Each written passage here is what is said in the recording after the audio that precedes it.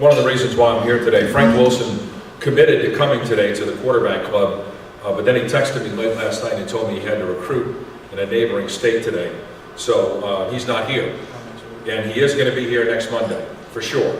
So Frank Wilson will be here at the quarterback club next Monday, and we're certainly excited about that. The purple is not a coincidence, it's just the station colors. So I want to get that out of the way right off the bat. A couple things about LSU, not surprised that they won on Thursday. If you look before the game, Texas A&M was 100th in the nation in total defense. So I thought LSU could move the football on them, and they did. I mean, how many people in this room really expected them to be much more than an 8-4 football team this year? I thought that maybe they would be 9-3, but based on all the inexperience and all the true freshmen that they would play this year, that they would not be able to be too much better than that. I know a lot of people in Texas are squawking about the offsides call that wasn't called at the end of the game, but you know, I think that's kind of the way it goes in football. A little karma, a little payback, because I didn't really think that Vidal Alexander deserved a 15-yard penalty at the end of the Alabama game. So LSU didn't get a break there, they got a break later. One of the things moving forward is I think they're going to have to replace their offensive line. I think Alexander is going to go pro, Joseph Hawkins may go as well. And of course, Lyle Collins is a senior, outstanding left tackle, and he will be headed to the NFL draft and maybe a first-round draft pick. So they're going to have to do some work there on their offensive line. If you ask me who I think their quarterback is going to be next year, I think it's going to be Anthony Jennings.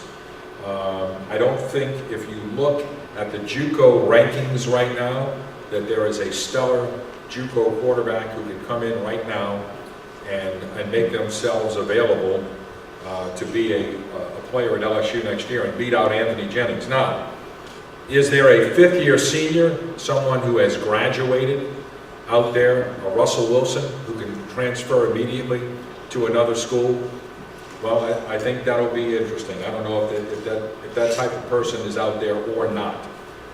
One of the things I'm looking forward to is going to the LSU Bowl game. Our friend Kevin Keitel and I were at the LSU Bowl game in Orlando in 2010.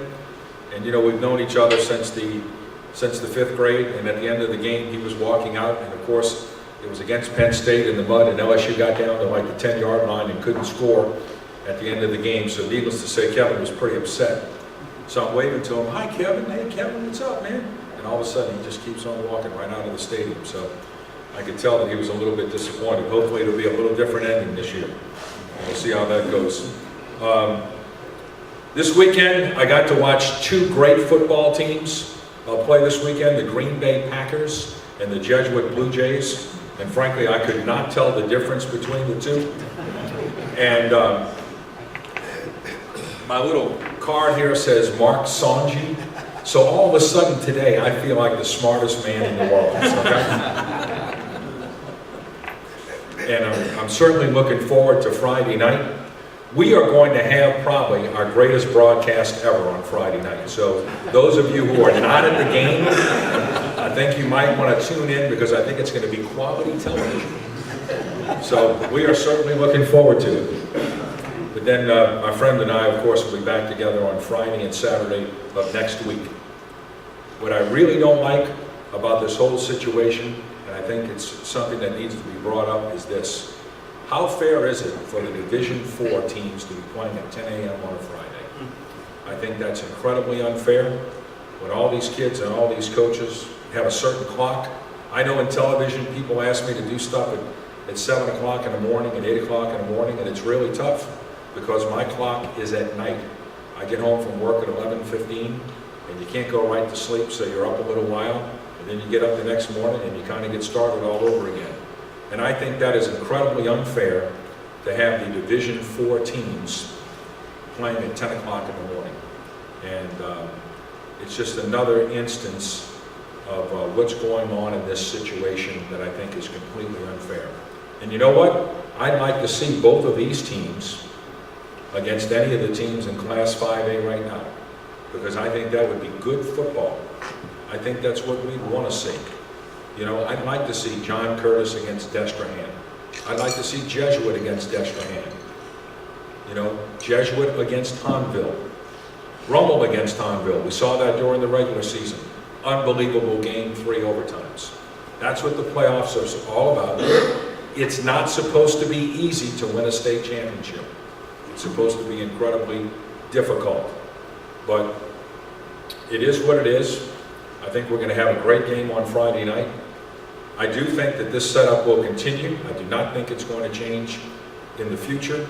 I hear a lot of babble from Baton Rouge and from other people about the fact that it may change. I certainly do not think it is going to change. And I think we're here where we need to be, whether we like it or not, and that's the way it is. And I think someone asked a question about how long Coach is going to coach. I guarantee you he's going to be coaching a long time. But pretty soon, I'm going to the beach and he's going to have to find another TV partner. So maybe it'll be Friday Night Football with J.T. Curtis and Mark Sonji. I think that would be good television. I know I would watch it on the internet, on sportsnola.com, of course. So it's my pleasure to be here with you today. I apologize for Coach Wilson. He sent me an email at the or text message last night, and I called him back, and he is recruiting today in the state of Mississippi, and he hopes to be here with us. In fact, he told me for sure that he will be here next Monday. Any questions? Yes, sir. And about the split, the select schools, private schools. Right. If they split other sports, correct. Kenny said, it's just going to be two separate LHSAs. Well, I don't know. I think what you need to do is I've told a principal from a Catholic school here in town recently that is located in Gentilly, and you guys can kind of fill in the blanks there. You know, we can fly people to a space station in the middle of nowhere. We can't form a sports league. You know, I have a hard time believing. And why would you want to be in a league if you're not playing football, baseball, and basketball together? What kind of league is that? You know, I don't get it.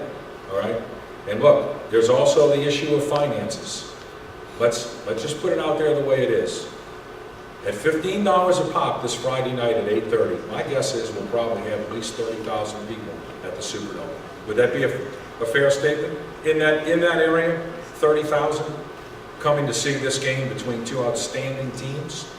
So that's a $450,000 evening. And Jesuit High School and John Curtis are both going to get a check for $11,500. So, Mr. Lamarck, you've been in business for a long time. Do those numbers make sense to you? Sounds like a deal. Sounds like a deal. Now you know why he sold a lot of cars and trucks. Every month is truck month, okay? Why? Because I said so. I don't know who's been on TV more lately, you or Bill Cassidy, okay? I have no idea, but I'm glad you are. Yes, sir. Those numbers speak for themselves. Why doesn't Father McGinn and John Curtis? I think we have our next commissioner right over here, either Darrell Rule or Tom Bagwell. I think we have our next commissioner right over here, and they can answer all those questions and handle all those headaches. But look, the ideal scenario, okay, the ideal scenario is 6 classes, okay, 6 classes, and if you want to have the so-called super class, whatever, but put everybody back together. And this is nothing but a football issue, okay? And anybody who wants to play up can play up. And you can play up in football only, like Mr. Curtis and his school are doing this year. I don't think that's a problem. You know what?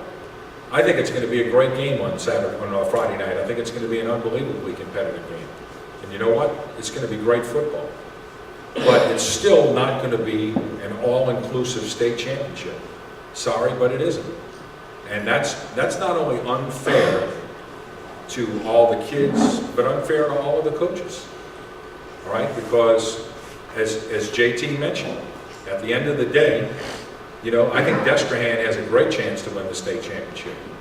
What do? We get them on the neutral ground on City Park Avenue to get them to play after the season, so we find out who the best team is.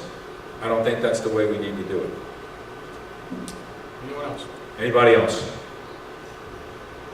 Good. Thank you very much.